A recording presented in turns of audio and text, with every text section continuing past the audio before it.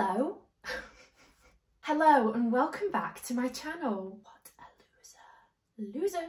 So this is part 2 of my solo travel Q&A. Obviously I did one when I came back from Portugal, and then I've had a million more questions, so I've got a big long list of questions that I'm going to answer that have come from my Lanzarote holiday. So without further ado, let's get into the questions. I wanted to make that rhyme, didn't work. Anyway, first question is, what have I done to my hair? Why does she look like an angry scarecrow who's been electrocuted?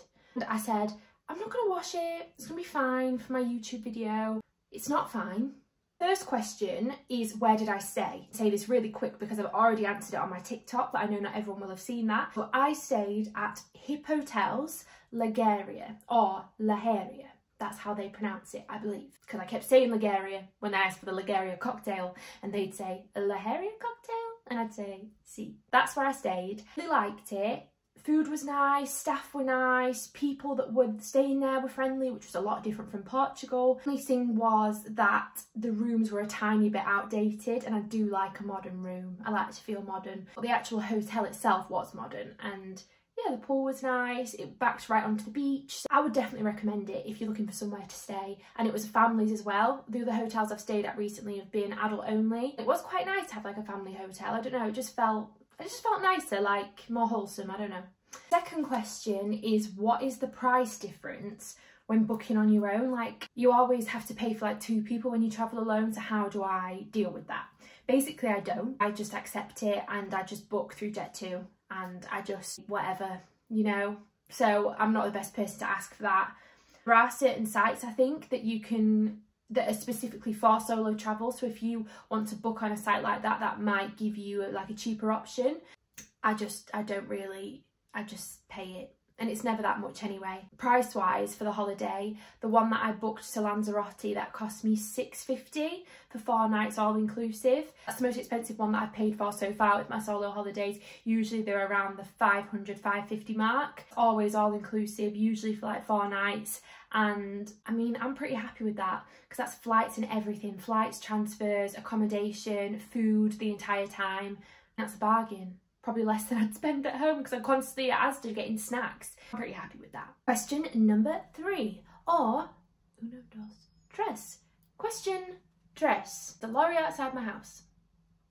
Anyway, someone asked me, did I get worried about leaving stuff in the hotel room, like when I was at the pool or when I was going to the beach or whatever? I personally, again, I don't really worry. Like, I don't think it's as common as it's made out to be that, you know, maids are going to steal your stuff. Like, I think maids are there to do a job and they're probably not out to steal your things. Just want to get on with their job, get a tip and go home.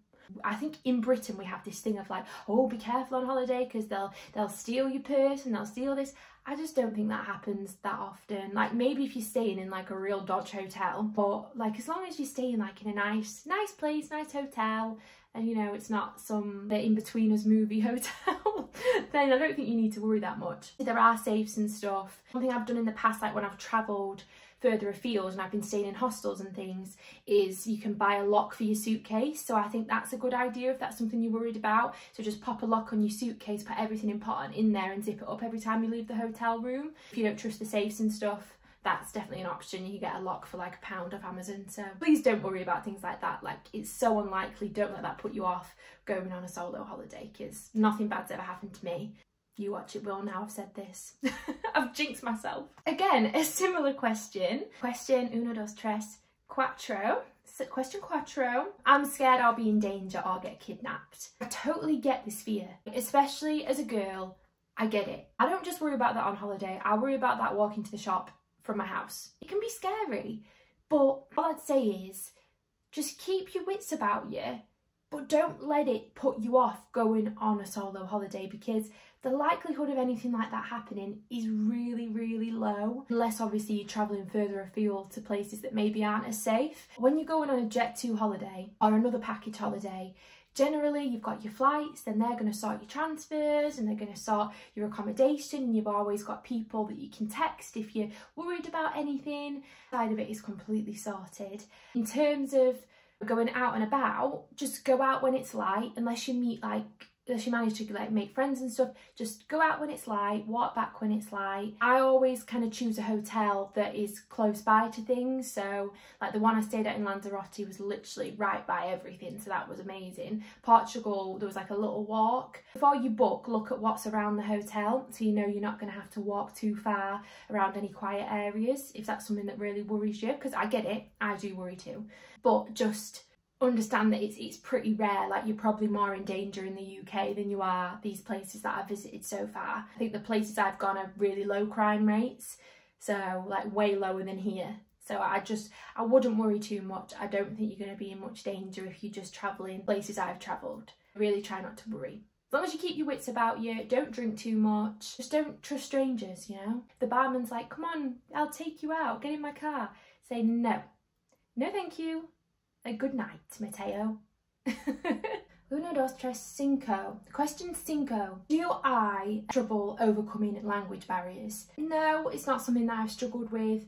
Generally, when you go to these resorts with like package holidays, most of the staff are going to speak some English, which, by the way, is amazing, because nothing I hate more than ignorance when people are like, oh, why don't they just speak English? It's like, why don't you speak Spanish? Why don't you speak Spanish? I mean, like, I just think it's rude. I do have Duolingo on my phone and I've tried to learn basic Spanish, but I've forgotten it all. I learned it before Mexico, because when I was going to Mexico, I thought we're going to be going to some places where people don't speak English at all. I learned basic Spanish of like saying, I'm English, do you speak English? I speak a little Spanish. That was it, basically, and just like asking for basic things. I think it's great to learn a language anyway, so use it as an excuse to download Duolingo. And wow, this sounds like an ad for Duolingo. It's not, I just like Duolingo. Although they do send me notifications all the time like, hola, are you coming back to practice your Spanish? And I'm like, leave me alone, I'm watching Netflix in bed. Also, I realised I had a little booger on my nose when I started filming this video, and I am not going back and refilming. If you saw it, accept it, it's who I am, it's true beauty. You all get bogeys sometimes. Alright, shut up. Anyway, I'm just keeping it real. Anyway, how do you fill your day being alone? That's a great question. Drink is one thing that I tend to do on the reg. No, so how it works is, for me, get up, because people are like, you just do the same thing, and I'm like, yeah, because I want to do the same thing. This is my routine, and then it's my holiday, like yours, so stop. Anyway, I wake up at about 10, go for breakfast, have my breakfast, and then I'll go back to my room, and for me, I'll usually then edit content to post. Then I go to the pool about lunchtime, usually it's boiling hot.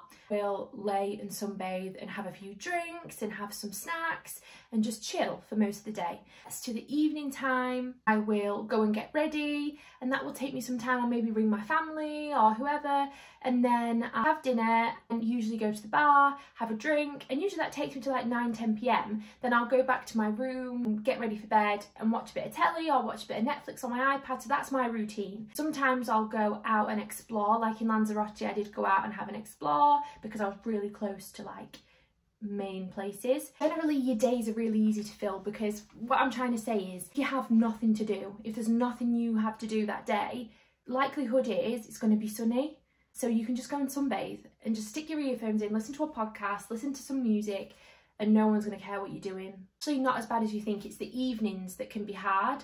That's why I go all inclusive, so I can just go and eat and drink as much as I want, and it's great. Just try not to worry about that too much. It's not really a problem. Question number uno, dos, tres, cuatro, cinco, cien, I don't know. Question number 7. Is it even 7? I don't know. Anyway, why don't you stay in hostels? This all the time. This is the one thing I get. You know, if you can stay in hostels and you'll make so many more friends, completely agreed. Hostels are fabulous places. Like, however, that's not the holiday I'm going for. So when I'm going on these solo holidays, I'm going to resorts. I'm going with Jet2, and I'm going to chill and to sunbathe, eat and drink and be all inclusive. That's what I'm going to do. I'm not going to, you know, I'm to be honest with you, I'm not really going to make friends. Like, if I make friends, fabulous. Like the girl that messaged me and we went and met up in Lanzarote, that was amazing. But I'm not going there to make friends. When I went to Australia, I stayed in hostels. When I went to America, I stayed in hostels. love them. That's when I would stay in hostels. So I'm planning hopefully a USA trip later on this year, so I will stay in hostels because that's the kind of trip it is. Whereas when I'm just going for 4 nights to have a break away from the world in the UK, then I just want to stay in a hotel and I want my privacy. Next question is, do you choose to solo holiday or does just nobody want to go with you? First of all, rude. I'm joking. I'm joking. I'm only egging and yoking with you.